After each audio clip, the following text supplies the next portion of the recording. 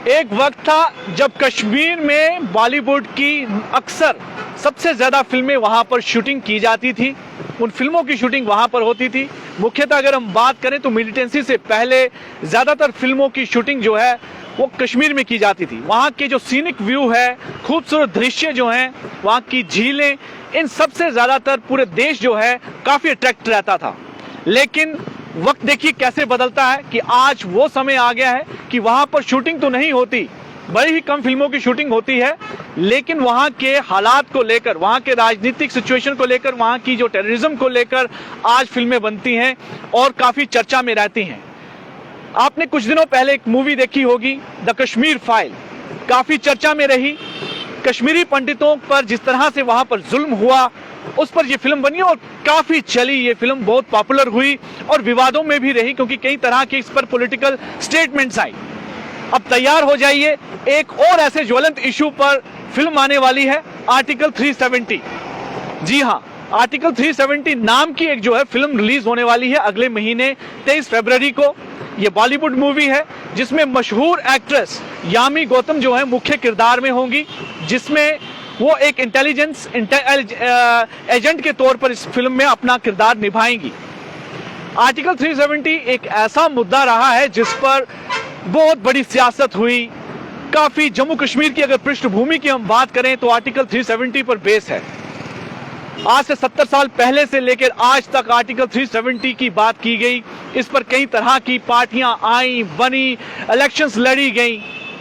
लेकिन पिछले दिनों जो घटनाक्रम हुआ कि 5 अगस्त 2019 को केंद्र सरकार ने इस आर्टिकल 370 को रिवोक कर दिया, जिस पर सुप्रीम कोर्ट में यह मामला गया और वो मामले पर अभी एक जो फैसला आया। लेकिन अब बात करते हैं इस फिल्म के बारे में। फिर से हम चर्चा करेंगे कि जो इसका मुद्दा रहा, इस फिल्म में ये बताया गया है मेकर्स द्वारा कि जो सच्ची घटनाएं हैं यहाँ पर आर्टिकल 370 को लेकर कश्मीर में जो घटनाक्रम रहे, उन सब के बारे में उस फिल्म में दर्शाया गया है। आज 20 जनवरी इसका टीजर भी रिलीज हुआ है, पहला टीजर, जिसमें यामी गौतम को एक गन लेते हुए दिखाया गया है। एक इंटेलिजेंस एजेंट के तौर पर इसमें दिखाया गया है। काफ़ी कुछ अपने आप में ये पोस्टर बताता है कि वहाँ के राजनीतिक हालात को लेकर किस तरह की जो घटनाक्रम हुए, डेवलपमेंट्स हुई, उन सब पर यह फिल्म बेस्ड होगी। इसके कैप्शन भी बड़ा इंटरेस्टिंग है, वादी से वादे तक।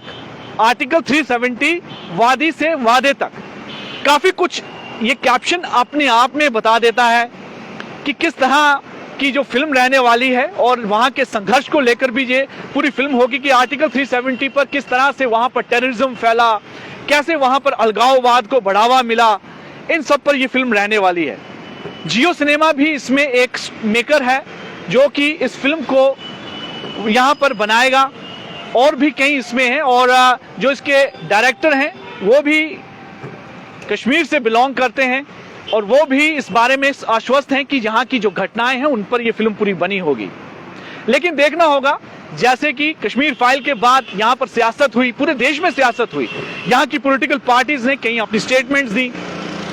साउथ के भी एक जाने माने वहाँ के दिग्गज नेता हैं, उन्होंने भी कश्मीर फाइल को लेकर काफ़ी अपनी स्टेटमेंट्स दी। अब आर्टिकल 370 एक बड़ा बर्निंग इशू है, देखना होगा कि इस पर भी क्या सियासत होती है, क्योंकि यहाँ की कई सियासी पार्टियों ने, जब सुप्रीम कोर्ट ने कहा कि ये आर्टिकल 370 टेम्परेरी है, परमानेंट नहीं है, इसलिए इसे यहाँ पर नहीं रखा जा सकता। अब देखना ये होगा कि इस फिल्म पर क्या यहाँ की पॉलिटिकल पार्टियां भी इस पर आएंगी, कंट्रोवर्सी क्रिएट होगी, या ये फिल्म पर होगी। हालांकि मेकर्स ने यह दावा किया है कि फिल्म पूरी ट्रू इवेंट्स पर बेस्ड है, किसी तरह से कोई इसमें फिक्शन नहीं है।